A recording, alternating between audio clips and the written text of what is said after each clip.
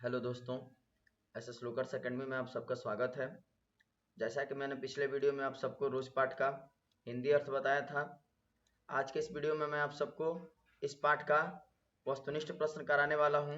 तो आप सभी लोग आखिरी तक इस वीडियो को ज़रूर देखिएगा और वीडियो अच्छा लगे तो अपने दोस्तों में ज़रूर शेयर कीजिएगा। तो चलिए वीडियो को शुरू करते हैं।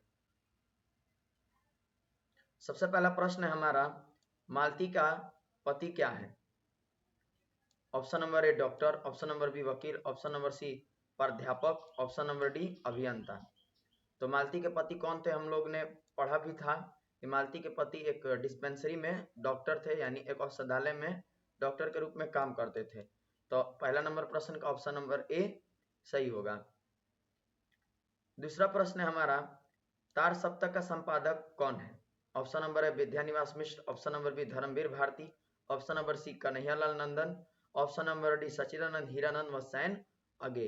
तो तार सप्तक के संपादक कौन थे? तो अगे जी जो थे। दूसरा नंबर प्रश्न का correct answer option number D होगा। अगला प्रश्न हमारा तीसरा नंबर है, अगे जी किस बात से संबंधित है? ऑप्शन नंबर है छायावाद, ऑप्शन नंबर बी प्रयोगवाद, ऑप्शन नंबर सी रहस्यवाद, ऑप्शन नंबर डी स्वच्छंदवाद। तो तीसरा नंबर प्रश्न का correct answer option number B होगा, प्रयोगवाद के कवि थे या लेखक थे। अगला प्रश्न चौथा नंबर है हमारा, इनमें अगे का नाटक कौन है? यानी इनमें से बताना है कि अगे का नाटक कौन सा है। Option A Karbala, option number B Bakri, option number C Uttar Priyadarshi, option number D Sipahi ki Maa. तो चौथा नंबर प्रश्न का करेक्ट आंसर होगा option number C Uttar Priyadarshi. नाटक के लेखक कौन थे? तो हमारे अगे जी थे। पांचवा नंबर प्रश्न है हमारा, गैंग्रीन इनमें किससे संबंधित है? ऑप्शन नंबर है पशु से, ऑप्शन नंबर बी देश से, ऑप्शन नंबर सी वनस्पति से, ऑप्शन नंबर डी बीमारी से। तो पांचवा नंबर प्रश्न का correct answer option number D होगा, बीमारी से। गैंग्रीन क्या था? एक बीमारी था जो कांटा चुभने पे होता था। अगला प्रश्न हमारा छठा नंबर है, मालती महेश्वर की संतान का क्या नाम है? ऑप्शन नंबर ए टूटू, ऑप्शन नंबर बी टीटी, ऑप्शन नंबर सी छू, ऑप्शन नंबर डी डुड्डू। तो छठा नंबर प्रश्न का correct answer option number B होगा। हम लोग ने पाठ में भी पढ़ा था कि मालती महेश्वर अपने संतान को प्यार से टीटी कहते थे। तो 6 नंबर प्रश्न का correct answer option number B होगा। अगला प्रश्न सातवां नंबर है हमारा, नदी के द्वीप किसकी रचना है? नदी के द्वीप किसकी रचना है? ऑप्शन नंबर ए उदय प्रकाश की, ऑप्शन नंबर बी अगे जी की, ऑप्शन नंबर सी मल्ल जी की, ऑप्शन नंबर डी मणिमधुकर की।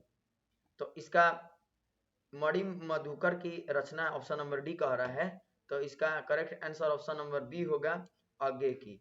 सातवां नंबर प्रश्न का correct answer option number B होगा।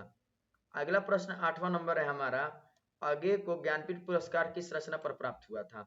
ऑप्शन नंबर ए कितनी नाव Mein Kitni Baar, option number B Babra हवेली या अहेरी, ऑप्शन नंबर सी आंगन के पार द्वार, ऑप्शन नंबर डी शेखर एक जीवनी।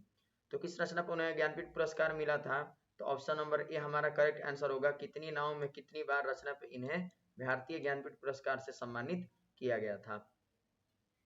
अगला प्रश्न 9 नंबर है कि अगे जी का जन्म कब हुआ था या अगे जी का जन्म हुआ था? ऑप्शन नंबर है 7 मार्च 1911, ऑप्शन नंबर बी 18 मार्च 1912, ऑप्शन नंबर सी 23 अप्रैल 1911, ऑप्शन नंबर डी 25 मई 1913। तो 9 नंबर प्रश्न का करेक्ट आंसर ऑप्शन नंबर ए होगा, यानी 7 मार्च 1911 ईस्वी को इनका जन्म हुआ था। 10वां नंबर प्रश्न है कि अगे के पिता का क्या नाम था? ऑप्शन नंबर है Dayanand Shastri, option number B doctor Abhayanand Shastri, option number B उल्टा हो गया है यहाँ, इसको क्या करिएगा, इसको ऑप्शन नंबर बी कर दीजिएगा आप लोग। ये ऑप्शन नंबर सी है हमारा, ठीक ना। तो यहाँ हमको समझना है कि 10वां नंबर प्रश्न का ऑप्शन ए कह रहा है कि Dayanand Shastri, option number B कह रहा है doctor Abhayanand Shastri, option number C doctor Hiranand Shastri और option number D doctor Achyutanand Shastri. तो अगे जी के पिता का क्या नाम था? तो डॉक्टर हीरानंद शास्त्री उनके पिता का नाम था, जो कि क्या थे? पुरातत्ववेत्ता थे। तो हमारा 10वां नंबर प्रश्न का correct answer option number C होगा।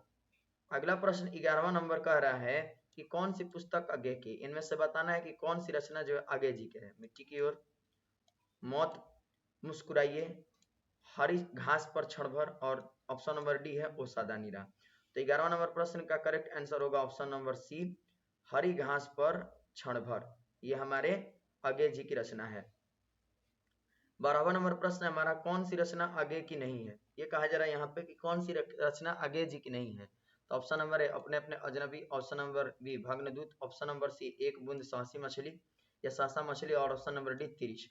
तो कौन सी रचना आगे जी की नहीं है, तो अपने अपने अजनबी आगे जी की है ही, भग्नदूत आगे जी की है ही, एक बूंद साहसा मछली ये भी आगे जी की रचना है, लेकिन तिरिश जो है ये उदय प्रकाश के द्वारा लिखा गया है, तो यही जो है आगे जी की रचना नहीं है। यानी 12वां नंबर प्रश्न का करेक्ट आंसर क्या हो जाएगा, ऑप्शन नंबर डी होगा। अगला प्रश्न हमारा 13वां नंबर है, मालती के पति का क्या नाम है। मालती के पति का क्या नाम है, तो option number A Yugeshwar, option number B Maheshwar, option number C Rajeshwar, option number D Parmeshwar. तो 13वां नंबर प्रश्न का करेक्ट आंसर होगा ऑप्शन नंबर बी। इनके पति का क्या नाम था, मालती के पति का नाम तो महेश्वर था। 14वां नंबर प्रश्न है हमारा, रोज कहानी में अतिथि बनकर आता है, ये आते हैं, रोज बनकर कहानी में अतिथि बनकर कौन आता है। तो ऑप्शन नंबर है मालती का चाचा, ऑप्शन नंबर मालती का मामा, ऑप्शन नंबर सी जो है option number C, option number C क्या हो जाएगा हमारा, मालती का पिता, और ऑप्शन नंबर डी हो जाएगा हमारा मालती के दूर के रिश्तेदार का भाई। तो 14वां नंबर प्रश्न का करेक्ट आंसर होगा ऑप्शन नंबर डी, मालती के दूर के रिश्तेदार या रिश्ते के भाई जो लगते हैं लेखक, वो उनसे मिलने आते हैं। कितने वर्षों बाद, तो 4 वर्षों बाद, ये भी याद रखना है हमें। 15वां प्रश्न कह रहा है कि रोज कहानी घंटे की किस खड़कन के साथ समाप्त होती है।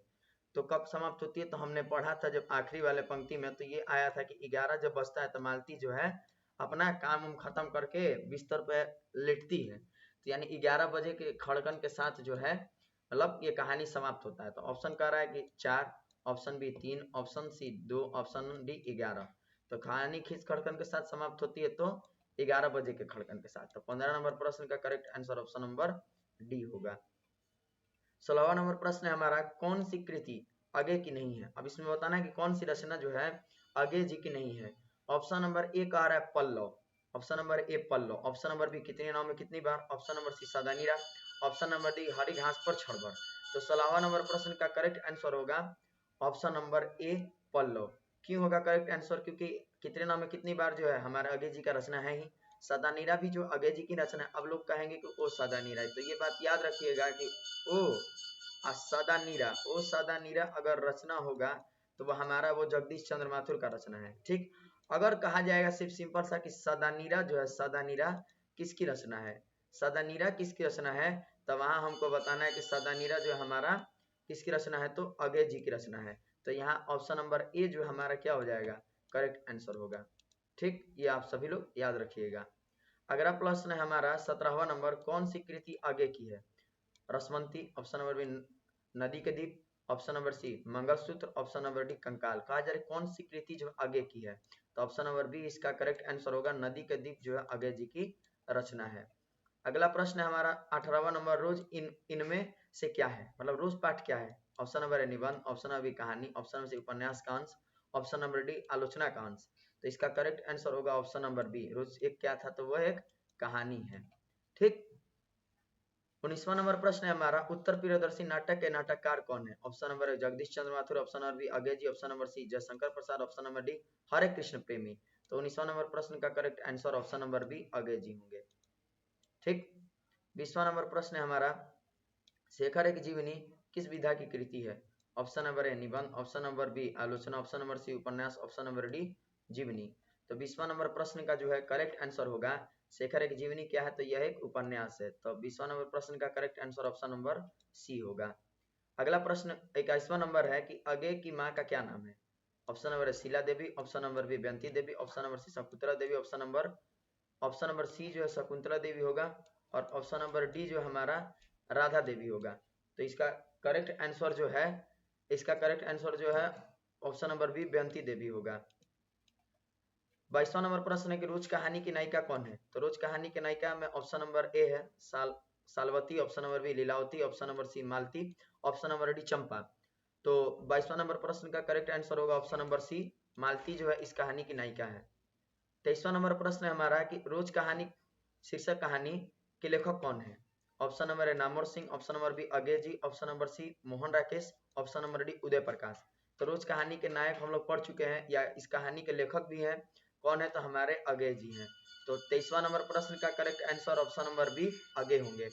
24वां नंबर प्रश्न है हमारा, कि अगे जी ने कितने वर्ष की उम्र में कविता लिखनी शुरू किए थे?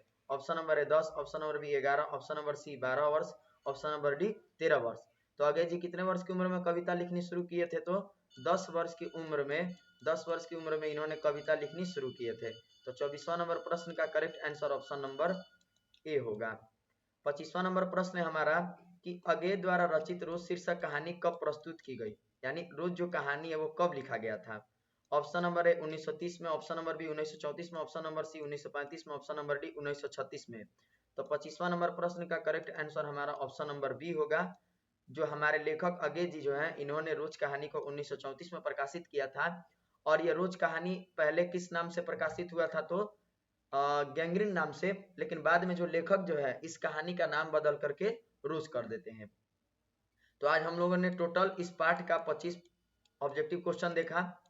इसके नेक्स्ट वीडियो में मैं आप सबको इस पार्ट का सब्जेक्टिव क्वेश्चन कराऊंगा। अगर आप सभी को यह वीडियो अच्छा लगा होगा तो अपने दोस्तों में जरूर शेयर कीजिएगा। और अगर आप सभी हमारे चैनल पर नए हैं तो चैनल को सब्सक्राइब कर लीजिएगा, बेल आइकन को प्रेस कर दीजिएगा ताकि हमारे नए नए वीडियो का अपडेट जो है आप तक पहले पहुंच सके। धन्यवाद।